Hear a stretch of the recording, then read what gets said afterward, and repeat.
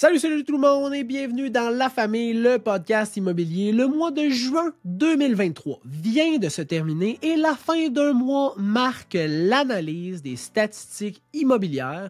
Et là, je fais des capsules pour le Québec, l'Estrie, Granby, Bromont, Magog et Sherbrooke, que c'est juste du jasage de stats, du jasage.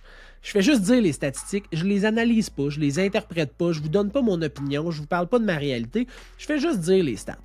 Mais dans le podcast, là, je communique mon interprétation des statistiques immobilières et je vous donne les dernières statistiques immobilières québécoises pour tous les unifamiliales et les copropriétés. Puis c'est direct ça qu'on va faire aujourd'hui. On va analyser les statistiques immobilières ensemble. Je vais vous donner un top 5 des stats qui m'ont le plus impressionné. Puis on va démystifier là, la réalité puis les faits sur le marché. Là. Genre, quand tu veux acheter ou vendre une maison, qu'est-ce qui se passe pour vrai? Parce que des stats, c'est un résultat de plein d'actions. Mais c'est une généralité, hein? Fait qu'il y a des plus, il y a des moins, il y a des gauches, il y a des droites, il y a des foncés, il y a des pâles. Hein? Fait que c'est pas nécessairement là, la réalité de toutes les transactions. Fait que commençons tout de suite là, par une coupe de statistiques de juin 2023. Premièrement, 25% plus long pour vendre une propriété partout au Québec. Fait que si tu t'attendais, là, la stat au Québec, là, c'est 36 jours l'an passé pour vendre une propriété, 49 jours pour vendre une propriété cette année. Fait que c'est tout de même quand même plus long, mais là, il faut voir ça un peu là, avec un peu de recul. C'est vraiment plus vite que les autres années. On vend une propriété 2 fois plus rapidement qu'auparavant si on recule quand même de là, quelques années, là, genre juste pré-COVID. Là. Fait que c'est quand même très rapide. Deuxième statistique en pourcentage, là, il y a 22% plus de propriétés disponibles dans le secteur québécois pour tout ce qui est unifamilial et copropriété dans le mois de juin 2023. 22% plus de propriétés disponibles que l'an passé. C'est quand même beaucoup pour le même moment de l'année. Normalement, pré-COVID, là, tu regardes les stats, puis ça se ressemble beaucoup, le nombre de propriétés disponibles d'une année à l'autre. Là, on a 22% d'augmentation. C'est quand même énorme. Puis c'est un des points que je vais vouloir discuter puis donner un peu mon interprétation de pourquoi, à quoi est due cette augmentation-là. Troisième statistique très impressionnante quand même, il y a 3% de négociations en moyenne sur toutes les transactions. Puis ça, c'est un des points que je vais vouloir creuser un peu plus loin pour vous parler de la réalité. Parce que les gens, si je dis juste, ouais, en moyenne, il y a 3% de négociations sur chacune des transactions au Québec, il y en a qui vont me dire, on va pouvoir négocier une maison, puis il y en a d'autres qui vont dire, hey, bullshit, mon chum, moi, je viens juste d'acheter, puis ça a été le Cambodge. Fait qu'on va en parler un petit peu plus. Quatrième stat importante, le prix de vente médian a diminué de 2%. Donc, le volume, on va dire, le montant des ventes a diminué de 2% par rapport à l'an passé. Puis la cinquième stat importante, c'est il y a eu 3,5% moins de transactions effectuées en 2023, juin 2023 que juin 2022. Fait qu'il y a eu moins de transactions. Là, avant d'aller dans la réalité de chacune de ces transactions-là, là, de ces statistiques-là, là, je vais vous donner un top 5 des stats qui m'ont le plus impressionné dans mes analyses de statistiques immobilières. Puis je vais commencer par le Québec. Le délai de vente. Malgré le marché qui est encore excessivement actif, là, le délai de vente est passé de 36 jours à 49 jours. Fait que c'est vraiment plus long pour la même période de l'année. Puis l'an passé, on n'était pas nécessairement dans la même situation. Premièrement, juin 2022, là, on sortait du le pic de la COVID, qui était avril-mai, où c'était n'importe quoi. Les maisons se vendaient à des prix qui n'avaient pas de bon sens, en surenchère, quasiment pas de conditions. C'était incroyablement pas cool. Moi, j'aime pas ça, ce genre de marché-là. C'est cool pour les vendeurs, mais c'est pas le fun pour le marché en général, encore moins pour les acheteurs. Mais le délai a vraiment augmenté. Puis c'est dû à plusieurs points. Là, c'est dû au nombre de propriétés qui sont... il y a plus de propriétés qui sont disponibles. Le taux d'intérêt est nettement plus élevé aussi. Puis les propriétaires demandent trop cher. Pas tous les propriétaires. Là, je veux pas généraliser. C'est pas tous les propriétaires qui demandent trop cher. Mais si le délai a allongé comme ça, là, c'est en grande majorité parce que les propriétaires aimeraient vendre encore comme peak COVID, sensiblement au même prix que peak COVID, mais on n'est pas là. T'sais, le taux d'intérêt n'est pas à 1,39 %. Il y a plus de propriétés sur le marché. C'est pas la même affaire. On sort pas d'une période de confinement où tout le monde s'est senti pogné, là, puis c'était comme fuck, man, faut que je sorte de mon appart, faut que je sorte de la ville, faut que. On n'est plus nécessairement là. Fait que quand tu mets une propriété sur le marché, là, tu te dois d'avoir une bonne mise en marché. Une excellente mise en marché. Puis ça, c'est un point que je vais vouloir parler plus profondément après vous avoir dit le top 5 parce que c'est quelque chose que je vois dans des transactions puis qui est vraiment difficile pour les propriétaires. Deuxième stat super impressionnante avant que je m'égare dans mes propos. En Estrie, le prix de vente médian a augmenté. On est passé de 370 000 à 377 000, malgré que le Québec, en moyenne, a perdu. Il a perdu 2 % sur la valeur des propriétés vendues. Fait qu'en Estrie, on a encore une prise de valeur. Puis pourquoi qu'on a encore une prise de valeur? Mais c'est parce qu'il y a beaucoup de personnes, à cause du télétravail, qui peuvent s'éloigner des villes, qui veulent avoir une meilleure qualité de vie, un plus grand terrain, plus d'arbres, donc ils vont aller dans un secteur pas trop loin de leur centre urbain, mais qui va offrir une meilleure qualité de vie. Genre l'Estrie, là, tu sais. Puis on avait un recul sur les valeurs immobilières qui était vraiment important. Fait qu'on a encore de la valeur à prendre pour arriver à certaines pas municipalités, là, mais certains secteurs qui ont des valeurs qui sont plus élevées.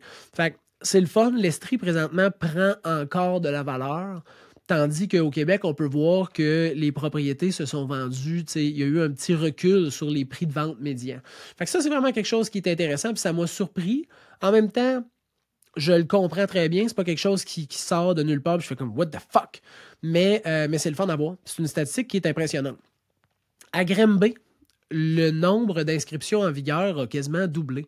On est passé de 95 propriétés à 180 propriétés, puis tu as des propriétés disponibles. Fait que des maisons qui sont présentement en vente. Il y a d'autres secteurs aussi, comme Magog, on est passé de 76 à 150.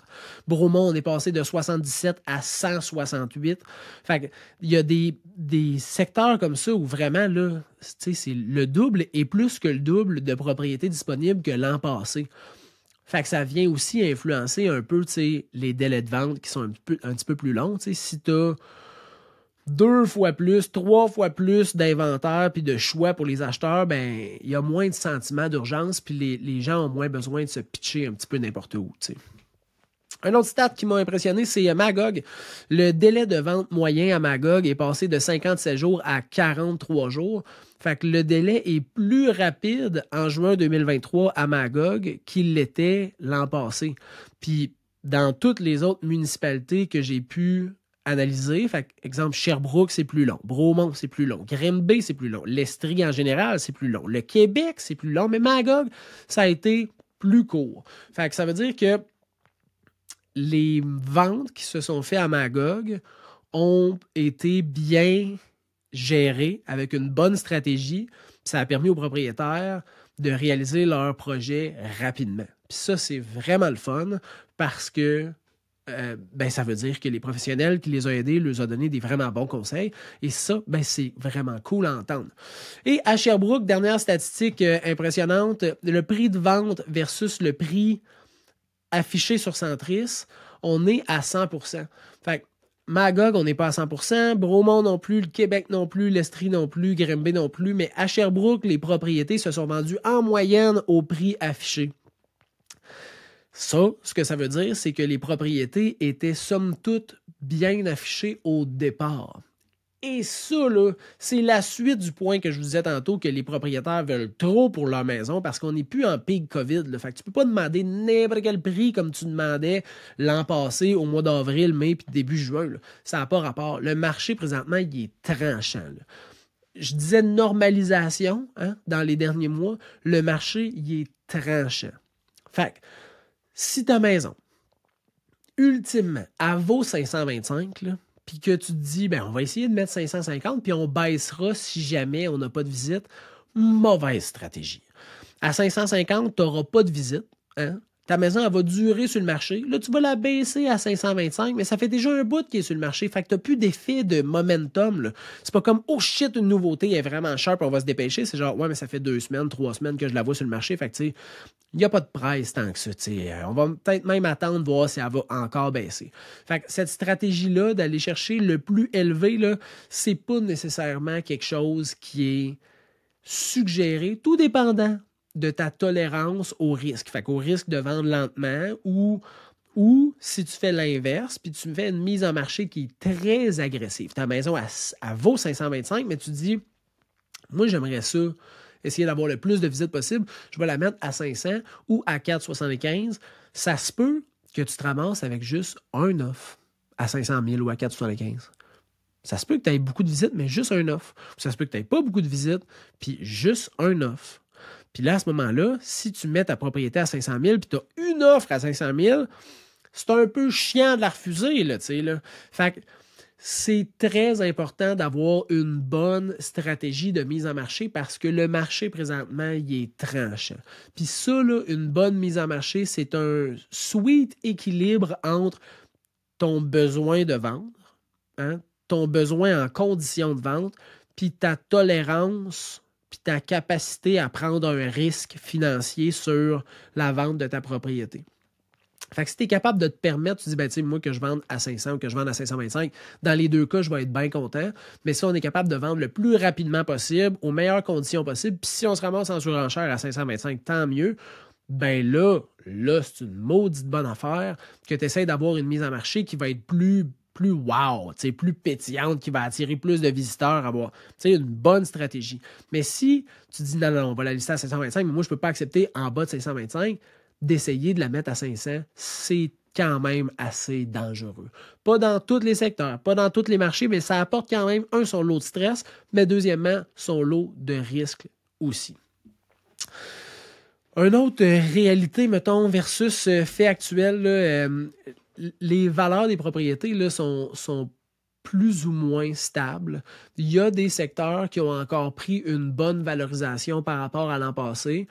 Puis, il y a des secteurs où, ben, si tu regardais ton voisin, ça se peut que tu vendes moins cher que ton voisin cette année. T'sais, pas drastiquement, mais un petit peu moins cher. Fait que les valeurs là, sont relativement assez stables, mais il faut juste, par échantillonnage, aller regarder, voir qu'est-ce qui fait du sens. T'sais.